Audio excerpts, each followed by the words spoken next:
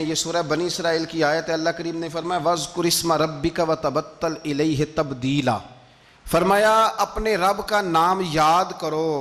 وَاذْكُرِ اسْمَ رَبِّكَ، اپنے رب کا نام یاد کرو۔ وَتَبَتَّلْ إِلَيْهِ تَبْتِيلًا، اور فرمایا سب سے کٹ کر اپنے رب کے ہو رہو، سب سے کٹ کر۔ وَتَبَتَّلْ، سب سے کٹ کر۔ اسلام کے اندر رہبانیت منع ہے کہ آپ سارا کچھ چھوڑ چھاڑ کے صرف اللہ کی بارگاہ میں بیٹھ جائیں، حقوق ضائع ہوں، یہ منع ہے۔ لیکن کچھ ٹائم تو ایسا ہونا چاہیے نا، وَتَبَتَّلْ إِلَيْهِ تَبْتِيلًا، جس میں دوسرا کوئی نہ ہو، ایک بندہ ہو، دوسرا اس کا خدا ہو، اور درمیان میں اگر ہو تو صرف وسیلہ مصطفیٰ ہو صلی اللہ علیہ وسلم۔ تو میرے نبی پاک صلی اللہ علیہ وسلم کے غلاموں، یاد رکھنا، ہمیں یہ حکم دیا گیا، ہمیں یہ بتلایا گیا کہ وَاذْكُرِ اسْمَ رَبِّكَ وَتَبَتَّلْ إِلَيْهِ تَبْتِيلًا، کہ اپنے رب کا نام یاد کرو اور سب سے کٹ کر اپنے رب کے ہو کے رہو۔ کچھ گھنٹے اکیلے بیٹھیں تنہائی میں، اللہ کی یاد کریں، کچھ ٹائم نکالیں۔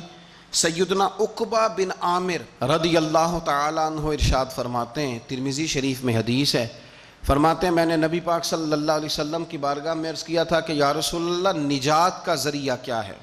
حضور نجات کا ذریعہ کیا ہے؟ نجات کیسے حاصل ہوگی؟ ہم بچ کیسے سکتے ہیں؟ تو نبی پاک صلی اللہ تعالیٰ علیہ وسلم نے 3 چیزیں ارشاد فرمائیں، فرمایا یہ 3 کام کر لینا، اللہ تمہیں نجات عطا کر دے گا، تم بچ جاؤ گے دنیا اور آخرت میں۔ 3 کام۔ حضور کون کون سے؟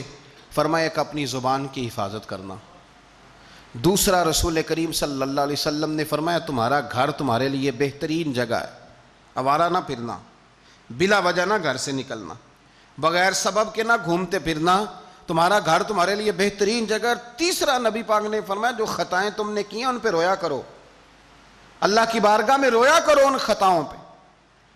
تو تھوڑا سا اپنے گھر میں رہ کر عبادت کا مزاج بنانا، تقوی کی طبیعت بنانا۔ میں نے بہت پہلے کہا تھا کہ بچوں کو نماز کی عادت تب ہوتی ہے جب اپنے گھر کے اندر ہم خود نماز پڑھتے ہیں۔ تو آپ گھر میں نماز پڑھیں گے تو بچوں کو نماز کا مزاج بنے گا، ان کو عادت ہوگی، تو تمہارا گھر تمہارے لیے بہترین عافیت کی جگہ ہے، نجات کا رستہ ہے۔ ابن ماجہ شریف میں ایک بڑی خوبصورت روایت ہے، حضرت عبداللہ ابن عمر رضی اللہ تعالیٰ عنہ فرماتے ہیں کہ ہم نے نبی پاک صلی اللہ علیہ وسلم کے ساتھ مغرب کی نماز پڑھی تو کچھ لوگ نماز پڑھ کے چلے گئے اور کچھ بیٹھے رہے، یعنی قرآن شریف پڑھتے رہے ہوں گے، اذکار کرتے رہے ہوں گے، درود و سلام پڑھتے رہے ہوں گے، وظائف کے اندر لگ گئے۔ کچھ لوگ بیٹھے رہے، ان کا ارادہ تھا کہ عشاء کی نماز پڑھ کے جائیں گے۔ آپ فرماتے ہیں تھوڑی دیر کے بعد ہی نبی پاک علیہ السلام دوبارہ تشریف لے آئے۔ ایک دفعہ حضور مغرب پڑھا کے چلے گئے، پھر آ گئے، اور دوبارہ حضور اتنی تیزی کے ساتھ آئے کہ سانس مبارک نبی پاک کا پھولا ہوا تھا۔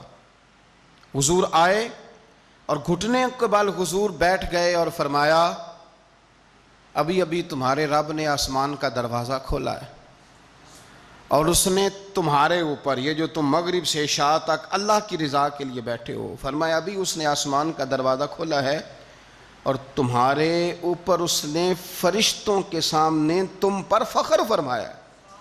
اور رب کریم نے فرمایا فرشتوں دیکھو میرے بندے، ایک فرض پڑھ لیا ہے اور دوسرے کے انتظار میں بیٹھے ہوئے، یہ دیکھو میرے بندے، خدا خود میرے مجلس بود، دیکھو میرے بندے، دیکھو ہم تو مائل بکرم ہیں، کوئی سائل ہی نہیں، راہ دکھلائیں کسے رہ روے منزل ہی نہیں۔